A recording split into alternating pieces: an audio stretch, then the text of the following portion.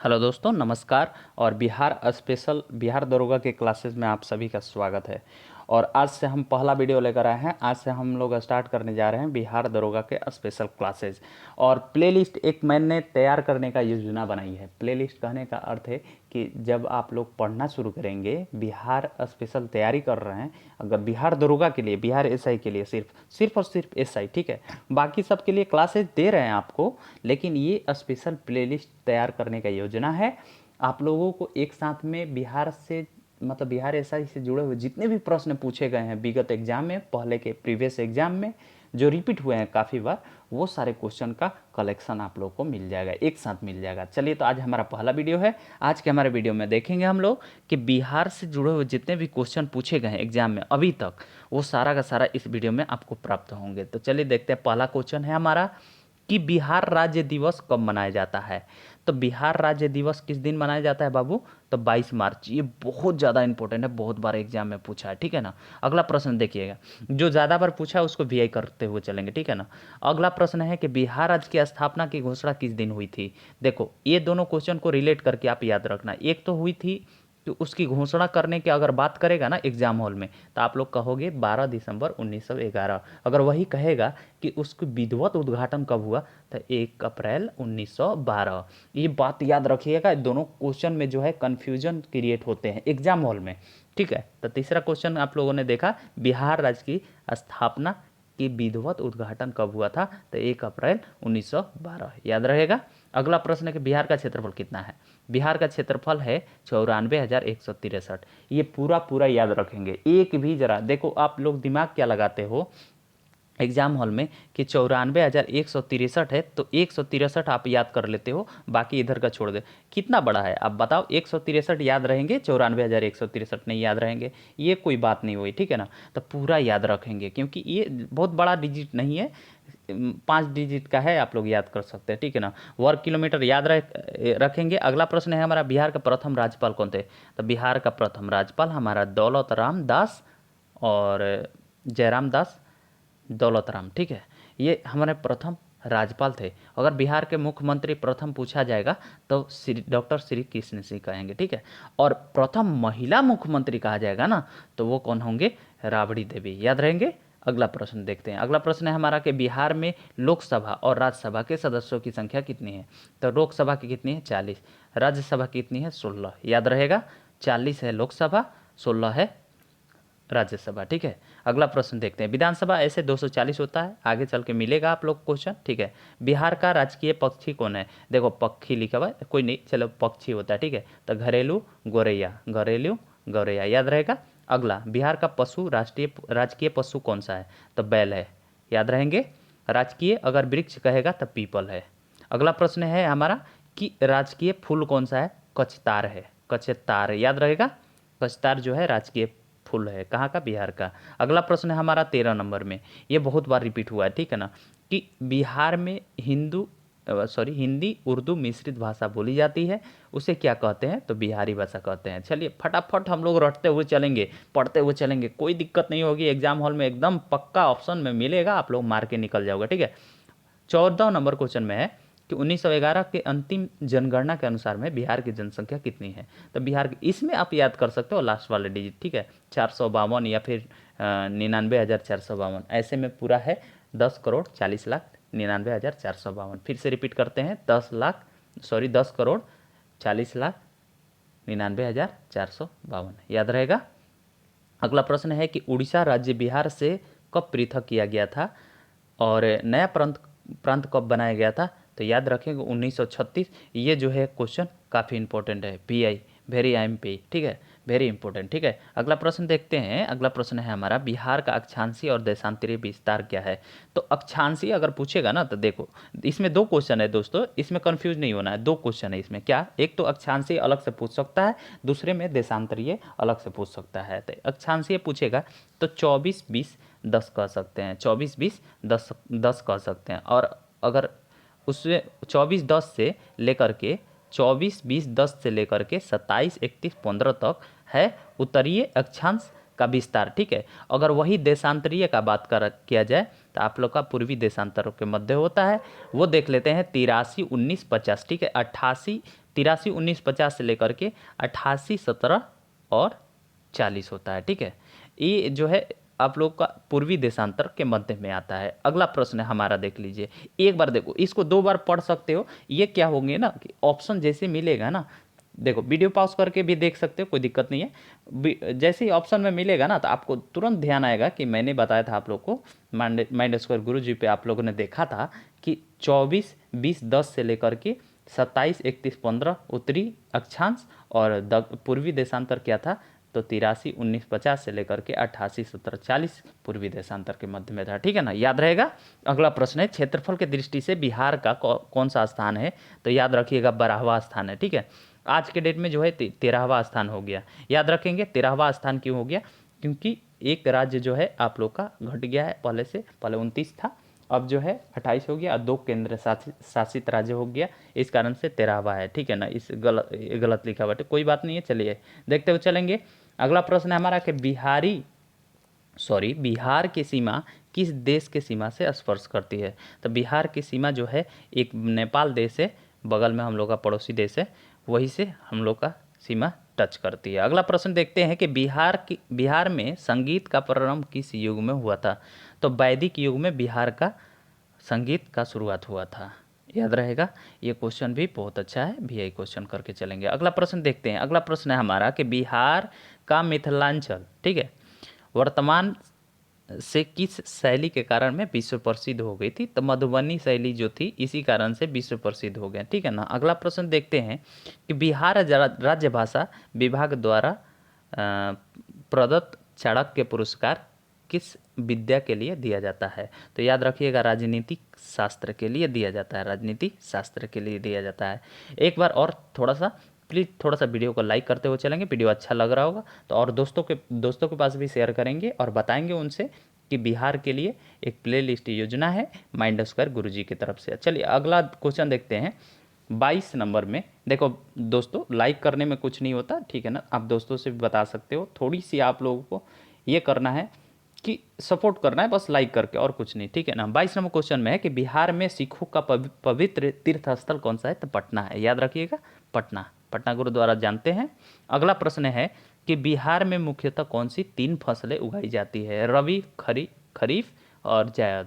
याद रखेंगे, मुख्यतः यही फसल जो है बिहार में अधिकांशतः होती है। अगला प्रश्न है कि बिहार के संपूर्ण भौगोलिक क्षेत्र कितने प्रतिशत भाग जो है वन छादित है। वन छादित मतलब समझ रहे हैं ना, कि मतलब कि वन वाले जो भाग होते हैं ना, क्षेत्र होते हैं ना, उसी को कहा जाता है वन छादित। ठीक है, तो कितने प्रतिशत है, आप लोग देख रहे हैं कि 7.1% है। ठीक है, यानी 7.1% है, ऐसे में याद रखेंगे। ठीक है, क्या बिहार का वनछादित प्रदेश, ठीक है, क्षेत्र।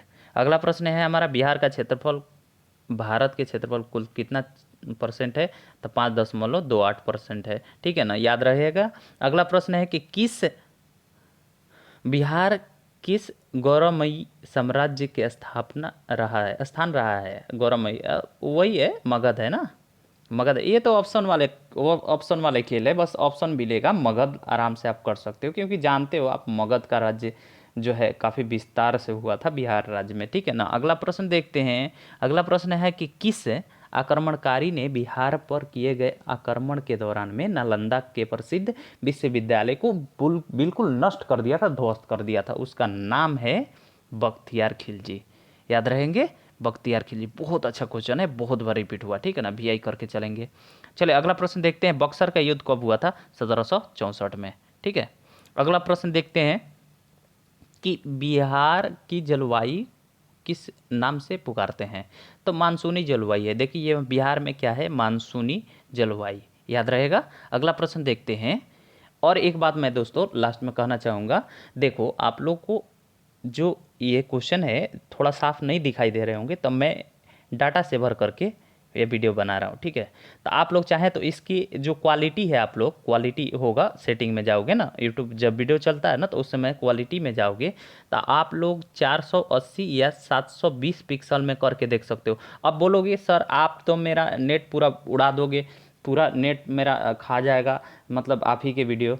नहीं, ऐसा नहीं है। देखो मैं क्वालिटी डाटा सेवर करके बनाता हूँ। ठीक है, आप कभी भी 720 या 480 और बाकी लोगों का 480 करके देखोगे तो पूरा नेट ख़त्म हो जाता है और जल्दी जल्दी मतलब कि ज़्यादा डाटा लेता है। लेकिन मेरा वीडियो ज़्यादा डाटा नहीं लेगा। आप करके देखना, एक बार करके देखना, एक बार के बाद में पता चल जाएगा, बिल्कुल ज़्यादा डाटा नहीं लेता है, बहुत कम माइनर में, क्योंकि बिल्कुल हम डाटा सेवर करके बनाते हैं वीडियो, ताकि आप लोगों का डाटा ज़्यादा खर्च ना हो और कम खर्च में आप लोग ज़्यादा कुछ सीख पाएँ। ठीक है, चलिए अगला प्रश्न देखते हैं।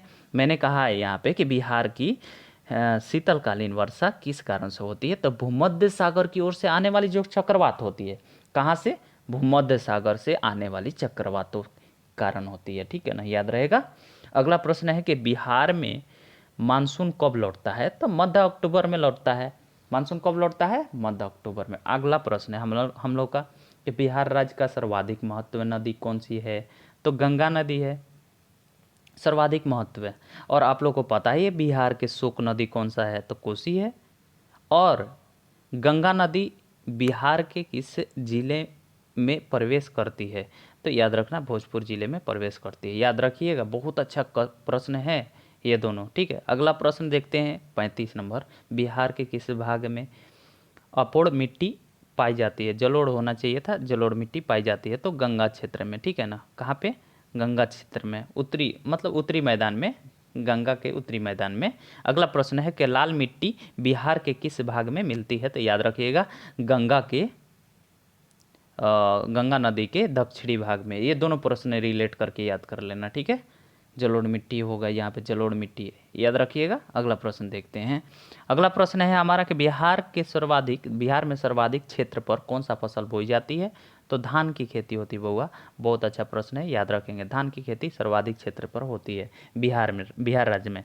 ऐसे में चावल के उत्पादन में बिहार का देश में कौन सा स्थान है? तो 5वां स्थान है। ठीक है, 5वां स्थान जो है वो धान की खेती में सबसे अव्वल है। ठीक है, अगला प्रश्न है हमारा, बिहार में सर्वाधिक जूट किस जिले में पैदा किए जाते हैं?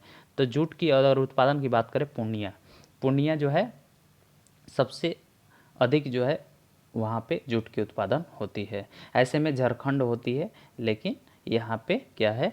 पूर्णिया। ठीक है, मतलब पूरा भारत देश का बात करेगा तो झारखंड होगा। अगर अगला प्रश्न की बात करें तो बिहार का तंबाकू उत्पादन में पहला स्थान कौन सा है? स्थान कौन सा है पूरे भारत में? तो याद रखिएगा, 6वां स्थान है। तो तंबाकू में 6ठा और चावल में 5वां, याद रखिएगा। अगला प्रश्न है कि जूट उत्पादन में बिहार का स्थान? तो दूसरा स्थान है। ठीक है, अगला प्रश्न है कि जूट की भांति रेशे की फसल जो बिहार में पैदा होती है वो कौन सी होती है? तो मेस्टा उसकी प्रजाति का नाम है जूट का। तो याद रखेंगे, बहुत अच्छे क्वेश्चन है। मेस्टा नाम है जूट की एक प्रजाति है। ठीक है ना। अगला प्रश्न है कि बिहार में अन्य फसलों में किस फसल का उत्पादन सबसे अधिक होता है? तो अन्य फसलों में सबसे अधिक जो है आलू का होता है, याद रखेंगे। अगला प्रश्न है, देखते हैं कि बिहार राज्य के कितने क्षेत्र पर वन छादित जो है प्रदेश है? तो ये तो मैंने देखिए, ये मैंने पहले भी डिस्कस किया था, 5.28% किया था ना। लेकिन ये भी ऑप्शन में दे सकता है, ये 2 बार क्वेश्चन पूछा है, इसी कारण से 2 बार दिया हुआ है।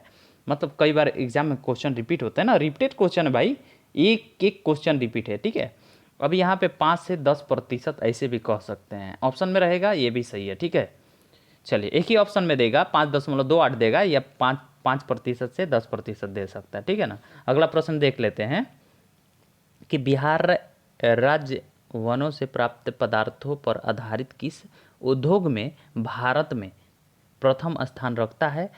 तो एक बात याद रखिएगा, लाख उद्योग है जिसमें बिहार जो है A1 पे होता है, मतलब कि पहले स्थान पे। ठीक है ना, 1।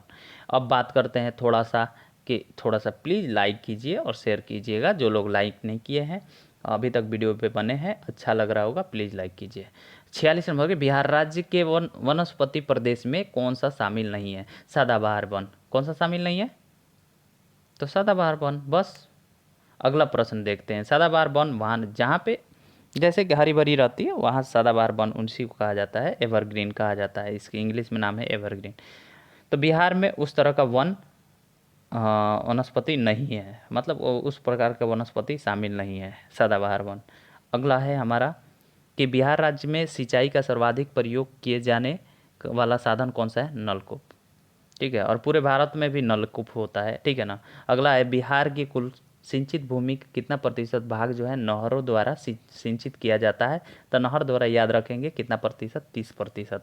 और अगर कुल सिंचित भूमि कितना प्रतिशत नलकूप पूछेगा ना तो 65%। 65 है 30 ऐसे ही मिल गया, कितना हो गया? 95 हो गए। 95% नलकूप और नहरों द्वारा, तो उसमें से 65 जो है नलकूप द्वारा और 30% जो है नहरों द्वारा। तो याद रखेंगे बाकी जो 5% हो गए तालाब, कुआं और पंप सेट वगैरह से किया जाता है, ठीक है ना। अगला प्रश्न देखते हैं, हमारा क्वेश्चन है कि बिहार में कोसी परियोजना का निर्माण श्री गणेश कब किया गया था बताना है। तो 1954 में, याद रहेगा 1954 में। अगला प्रश्न देखते हैं, अगला प्रश्न है हमारा मेढक परियोजना।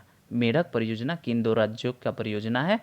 तो मेढक परियोजना है जो ये आपका बिहार और उत्तर प्रदेश की परियोजना है। अगला प्रश्न देखते हैं कि बिहार में नहरों द्वारा सिंचाई किस भाग में अधिक होती है?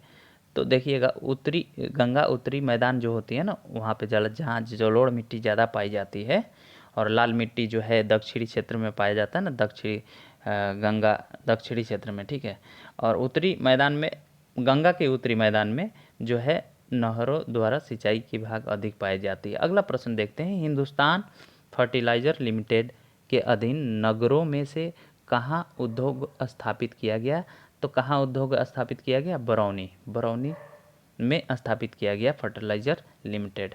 अगला प्रश्न है हमारा, देख पा रहे होंगे कि बिहार में 250 से अधिक बीड़ी बनाने के कारखाने हैं, परंतु सिगरेट का विशाल कारखाना एक ही है, वो कहाँ पे है? तो याद रखेंगे, बहुत अच्छा क्वेश्चन है, शाहपुर में, ठीक है। प्लीज़ लाइक कीजिएगा वीडियो को और शेयर जरूर करिएगा, शेयर अपने दोस्तों के पास में जरूर कीजिएगा।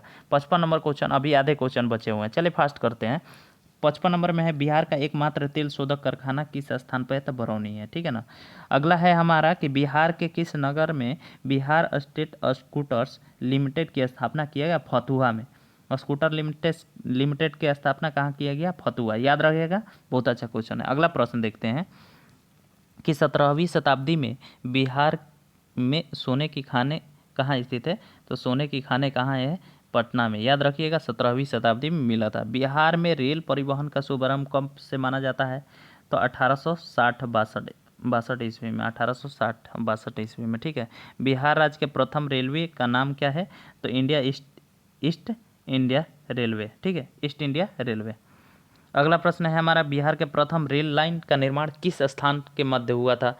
तो किडल से आसनसोल, किडन से आसनसोल, याद रखिए, बहुत अच्छा क्वेश्चन है। ये वाला क्वेश्चन जो है वो काफ़ी हद तक पूछ लेता है एग्जाम हॉल में। बिहार में कई रेलवे द्वारा रेल परिवहन संपन्न होता है, केवल एक को छोड़ करके, वो कौन सा है? तो मध्य पूर्व रेलवे, मध्य पूर्व रेलवे को छोड़ करके बाकी सब परिवहन संपन्न होता है, याद रहेगा। अगला प्रश्न देखते हैं कि बिहार से गुजरने वाली राष्ट्रीय मार्ग नंबर 2 यानी ग्रांड ट्रैंक रोड जो है निर्माण किसने करवाया था? तो शेरशाह सूरी ने। इसलिए रिलेटेड है, आप लोग पढ़ते हुए चलेंगे। अगला प्रश्न देखते हैं, देखिए अगला प्रश्न है, ग्रांड ट्रैंक रोड का नाम बदल कर क्या कर दिया गया है? शेरशाह सूरी मार्ग कर दिया गया। अगला प्रश्न देखते हैं, 2011 की जनगणना के अनुसार में बिहार में जनसंख्या घनत्व कितनी है? तो 1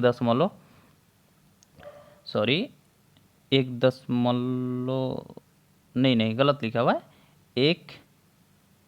1106 व्यक्ति पर प्रति वर्ग किलोमीटर, ठीक है। काफ़ी सघनता है, काफ़ी इसमें सघनता है, ठीक है ना। अगला प्रश्न देखते हैं, बिहार में राष्ट्रीय राजमार्गों की संख्या कितनी है? तो राष्ट्रीय राजमार्गों की संख्या है 8, याद रहेगा, बहुत अच्छा क्वेश्चन है। 8 राजमार्ग है बिहार में टोटल। अगला प्रश्न है, देख पा रहे हैं आप सभी कि बिहार में किस वर्ष दूरदर्शन केंद्र स्थापित हुआ था? 1978 को, ठीक है। और दूरदर्शन केंद्र है कहाँ पे? तो मुजफ्फरपुर में, ये भी बात याद रखेंगे, मुजफ्फरपुर में स्थित है और 1978 में इसको स्थापित किया गया था। अगला प्रश्न है हम लोग का, नेपाल जाने के लिए बिहार किस हवाई अड्डे का सर्वाधिक प्रयोग करता है? रक्सौल हवाई अड्डा से जो है नेपाल जाने का सुविधा बेटर है। अगला प्रश्न है, 2011 की जनगणना के अनुसार बिहार की साक्षरता प्रतिशत कितना है? तो 61.8%, ठीक है ना। पटना विश्वविद्यालय की स्थापना कब की गई थी? बहुत अच्छा क्वेश्चन है, बहुत बार रिपीट हुआ है। सो रिपीटेड क्वेश्चन है, याद रखिएगा जरूर। क्या कहा मैंने? 1917। अगला प्रश्न है कि बिहार सबसे पहले स्थापित विश्वविद्यालय का नाम क्या है? तो देखिए वही है पटना विश्वविद्यालय, 1917 में हुआ था जो पटना विश्वविद्यालय। अगला प्रश्न है हमारा कि बिहार का सबसे पुराना चिकित्सा महाविद्यालय कौन सा है? तो पटना मेडिकल कॉलेज, PMCH, याद रहेगा, PMCH। अगला प्रश्न देखते हैं आप लोग का। बिहार में सर्वप्रथम किस स्थान पर कृषि विश्वविद्यालय की स्थापित किया गया? तो समस्तीपुर, याद रखिएगा। ये दोनों तो ऐसे याद रहेंगे, लेकिन ये वाला क्वेश्चन काफ़ी इंपॉर्टेंट है। समस्तीपुर में है आप लोग का कृषि विश्वविद्यालय स्थापित है, ठीक है। अगला प्रश्न है हमारा कि बिहार में शिक्षा का स्तर कौन सा है? तो मध्यम है, मीडियम है। कौन सा स्तर है? मीडियम है, याद रहेगा। अगला प्रश्न है जो है आप लोग का, बिहार का प्रथम हिंदी समाचार पत्र है बिहार बंधुता, ठीक है, बिहार बंधुता। इसका प्रकाशन कब हुआ था? तो 1874, माफ़ कीजिएगा, 7800 नहीं, 1874, याद रखेंगे। बिहार में प्रकाशित हिंदी मासिक बालक किस नगर में प्रकाशित किया गया था? तो मासिक बालक किस में नगर में? तो याद रखेंगे कहाँ पे? तो पटना में। अगला प्रश्न है कि गुरु प्रसाद सेन द्वारा बिहार के अंग्रेजी समाचार पत्र दी बिहार हेरोल्ड का प्रकाशन कब शुरू हुआ था? तो 1875 में हुआ था, याद रखिएगा, 1875 में। उसी समय बिहार बंधु हुआ था, उसके एक साल बाद दी बिहार हेरोल्ड, ठीक है। दोनों लगातार है, एक एक साल का अंतर है, याद रखेंगे, ठीक है। थोड़ा सा वीडियो को लाइक करते हुए चलेंगे, पसंद आ रही होगी तो। अगला प्रश्न है 1878 जो है, बिहार राज्य में किस बैंक की स्थापना सर्वप्रथम हुई थी? तो बिहार राज्य में इलाहाबाद बैंक की शुरुआत सबसे पहले हुई थी। अगला प्रश्न है हमारा 79 में 2011 की जनगणना के अनुसार में किस जिले की जनसंख्या सबसे अधिक है? तो पटना जिले की जनसंख्या सबसे अधिक है।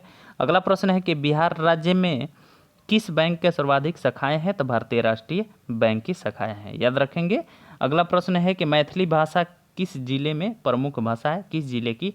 तो दरभंगा की, ठीक है। दरभंगा एक जगह है जहाँ पे मैथिली भाषा का प्रमुख भाषा है। मैथिली भाषा एक प्रमुख भाषा है दरभंगा की। मगधी जो भाषा है किन जिलों में बोली जाती है? तो गया और पटना में मगधी भाषा बोली जाती है, याद रखेंगे, गया और पटना। अगला प्रश्न देख पा रहे हैं आप सभी, बिहार में बोली जाने वाली किस भाषा को संविधान की 8वीं अनुसूची में शामिल किया गया है? मैथिली। बहुत बढ़िया क्वेश्चन है, तो वीडियो को लाइक करते हुए चलेंगे, पसंद आ रही होगी। अगला प्रश्न देखेंगे कि महालया का बिहार में क्या तात्पर्य है? तो पैतृपक्ष। महालया का प्रतीक क्या है, मतलब तात्पर्य क्या है? पैतृपक्ष। अगला प्रश्न है कि बिहार का विश्वविख्यात पशु मेला सोनपुर मेला है। तो ये क्वेश्चन तो काफ़ी आसान है। अगला प्रश्न देखते हैं कि बैसाखी पूर्णिमा के दिन बिहार का कौन सा पर्व मनाया जाता है? तो बुद्ध जयंती के रूप में मनाया जाता है। अगला प्रश्न है हमारा, फाग राग का सृजन बिहार में किसने किया था? तो याद रखेंगे उनका नाम है महाराजा नवल किशोर सिंह। महाराजा नवल किशोर सिंह फाग राग का सृजन किया था उन्होंने।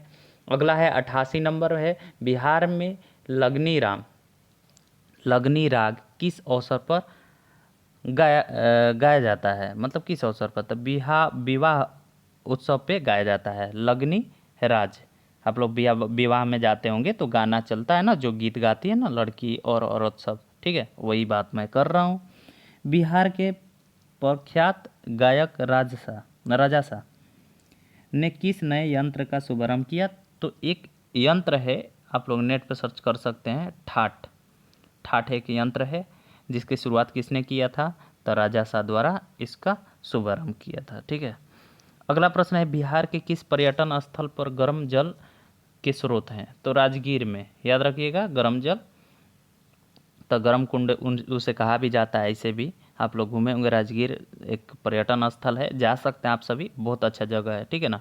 अगला प्रश्न है कि अफगान बादशाह शेरशाह सूरी का मकबरा बिहार में किस नगर में है? तो याद रखिएगा, सासाराम में।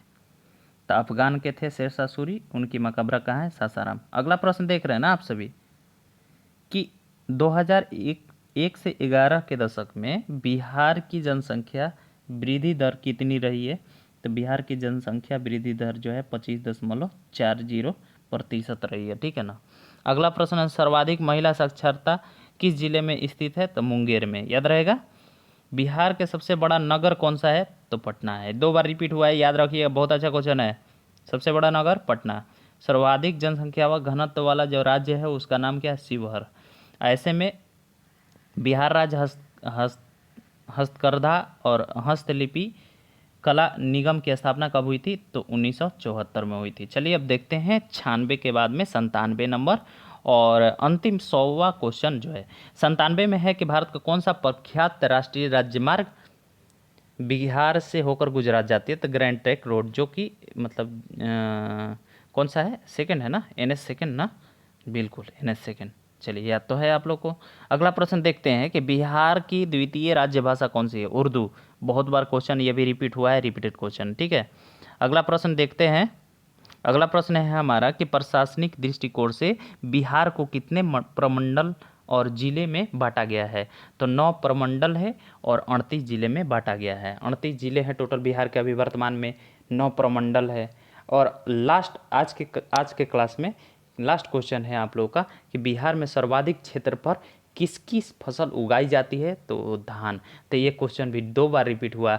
और मैं बता देता हूँ, आप लोग से एक सवाल करना चाहता हूँ, आप लोग जवाब जरूर दीजिएगा कमेंट में कि अगर आप लोग को ये वीडियो अच्छा लगा होगा और इसी तरह का आप वीडियो चाहते हैं कि बिहार दरोगा के जितने भी क्वेश्चन हैं, रिपीटेड क्वेश्चन आप लोग के लिए मैं लेकर आऊँ, तो प्लीज़ कमेंट कीजिए और कहिए सर कि नहीं इसी तरह का वीडियो मुझे प्रोवाइड कीजिए, ताकि मैं आप लोग कहिएगा तभी तो मैं वीडियो बना पाऊँगा। अन्यथा मैं ऐसे ही लाइव क्लास सेशन के लिए मैंने पूछा था तो आप लोगों ने रिस्पॉन्स नहीं किया, इसलिए मैंने लाइव क्लास नहीं लिया। अब अपलोड कर रहा हूँ वीडियो को, तो आप लोग कहोगे नहीं, बताओगे नहीं कि वीडियो कैसा है कैसा नहीं है, या दोस्तों को शेयर नहीं करोगे, तो फिर मेरे बनाने से फ़ायदा क्या है भाई? क्योंकि बिहार दरोगा का तैयारी करने वाला, तो बिहार दरोगा जो फॉर्म भरेंगे वो उन्हीं को तैयारी करना है ना। सो बताइएगा और लाइक जरूर कीजिएगा, भूलिएगा मत, लाइक करके निकलना है वीडियो में। चलिए मिलते हैं अगले वीडियो में, आज के लिए बस इतना ही।